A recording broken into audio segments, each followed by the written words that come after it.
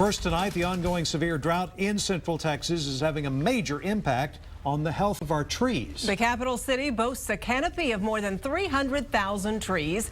30,000 of those are dead from drought or disease. But with only 24 staffers, the city of Austin's forestry department is struggling to deal with a broad scope of this problem. David Yeomans is here in our studio with more on the fight to remove these trees. Yeah, you know, Leslie, many of these trees are right around our homes, at our neighborhood parks, on our hike and bike trails, and they all have brittle branches that can break off and fall unexpectedly. Tonight, we'll take a look at the potential danger this poses, as well as how the city currently lacks the resources to deal with the problem.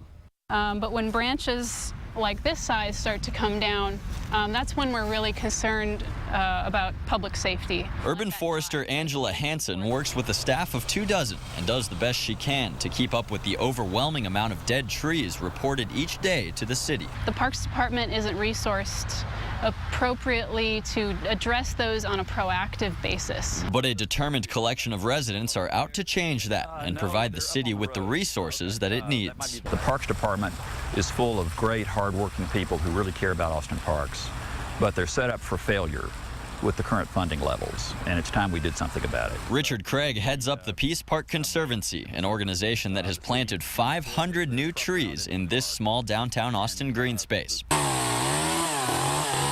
Now, he and others are lobbying the city to increase the park department's budget by nearly $5 million so they can catch up on the backlog of dead trees. They're tagged. The city knows that they're dangerous. The city knows they're dead.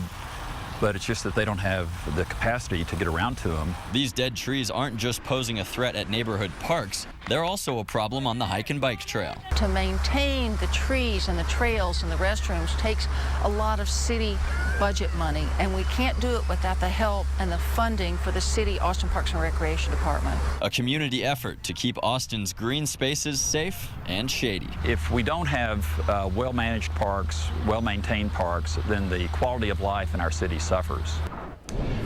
Looking in depth now, what should you do when you notice one of your trees drying out and dying? James Burchell of Capital Tree Care says it's important to monitor soil to make sure that it's getting proper nutrients. With younger trees and trees that are just, again, young and trying to establish themselves in the soils, if you water, basically the water can kind of gather at the bottom of the hole that's been dug for the new tree to be planted. That can also, again, lead to a lot of root rot problems. So as far as for older trees that are more established, you basically just want to water from the drip lines. The drip line is the distance from the trunk of the tree to the edge of the branches. The average cost of removing a large tree can be as high as $1,500.